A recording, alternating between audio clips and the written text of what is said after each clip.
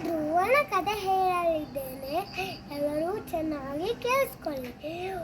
ಒಂದಾನೊಂದು ಕಾಲದಲ್ಲಿ ಉತ್ತಾನಪಾದ ಎಂಬ ರಾಜನಿದ್ದ. ಅವನಿಗೆ 2 ಹೆಂಡತಿಯರು, ಸುನೀತಿ ಮತ್ತು ಸುರುಚಿ. ಸುರುಚಿಯ ಮಗ ಉತ್ತಮ, ಸುನೀತಿಯ ಮಗ ಧ್ರುವ. ಒಂದು ದಿನ ಅವನ 2ನೇ ಹೆಂಡತಿಯನ್ನು ಅವನ ಮಗನನ್ನ ಅವನ ತೊಡೆ ಮೇಲೆ ಕೂರಿಸ್ಕೊಂಡು ಕೊಂಡಾಟ ಮಾಡಿಸ್ಕೊಳ್ತಿದ್ದ. ಆವಾಗ ಧ್ರುವನಿಗೂ ಆಸೆ ಆಯ್ತು. ಅವನು ಓಡಿ ಓಡಿ ಬಂದ. ಆವಾಗ ಸುರುಚಿ ಬಂದು ಅವನ ಕೈ ಹಿಡಿದು ತಳ್ಳಿ ಬಿಟ್ಟರು.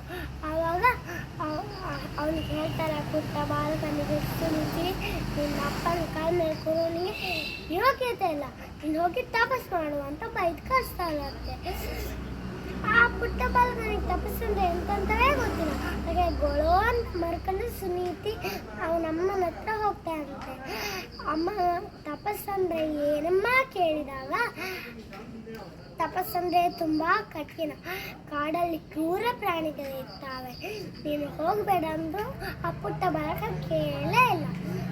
ದೇವರದ್ದೇ ಒಂದು ತಪಸ್ ಮಾಡಕ್ಕೆ ಹೋಗ್ತಿದ್ದಾನಂತ ಅನಿಸ್ಕೊಂಡು ಆಶೀರ್ವಾದ ಮಾಡಿ ಕಳಿಸ್ತಾರಂತೆ.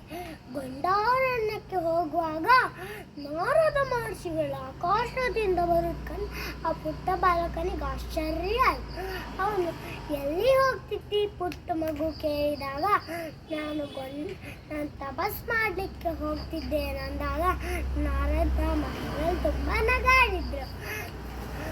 ಎಂಥ ತಪಸ್ಸಿಗಳಿಗೆ ಸಿಕ್ಕ ದೇವರು ನಿಂಗೆ ಸಿಗ್ತಾನೆ ಕೇಳಿದಾಗ, ನಾನು ತಪಸ್ ಮಾಡಿದರೆ ಸಿಕ್ಕುದಿಲ್ವಾ ಕೇಳಿದಾಗ, ಸಿಗ್ತಾರೆ, ಮಾತ್ರ ಅನ್ನಾಹಾರ ಬಿಡಬೇಕು, ಅದೆಲ್ಲ ನಿನ್ನ ಕೈಯಲ್ಲಿ ಆಗತ್ತಾ ಅಪ್ಪ ಕೇಳಿದಾಗ, ಆಗತ್ತೆ ಅಂದಾಗ ನಾರದ ಮಹರ್ಷಿಗಳಿಗೆ ತುಂಬ ಖುಷಿ ಆಯಿತು.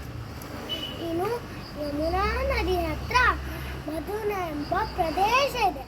ಅಲ್ಲಿ ನೀನು ಹೋಗಿ ಓಂ ನಮೋ ಭಗವತೆ ವಾಸುದೇವಾಯ ಅಂತ ಹೇಳು, ಅವಾಗ ನಿಂಗೆ ಶ್ರೀಹರಿ ಒಲಿತಾನೆ ಅಂತ ಹೇಳಿದ.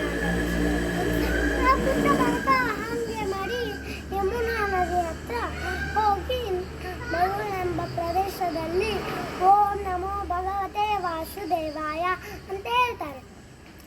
ಅವಾಗ ಶ್ರೀಹರಿ ಸ್ವಲ್ಪವೇ ದಿನಗಳಲ್ಲಿ ವರ ಕೊಟ್ಟು ಹೋಗ್ತಾನಂತೆ. ಆ ಪುಟ್ಟ ಬಾಲಕ ವರ ಪಡ್ಕೊಂಡು ಓಡಿ ಅರಮನೆಗೆ ಬರ್ತಾನಂತೆ.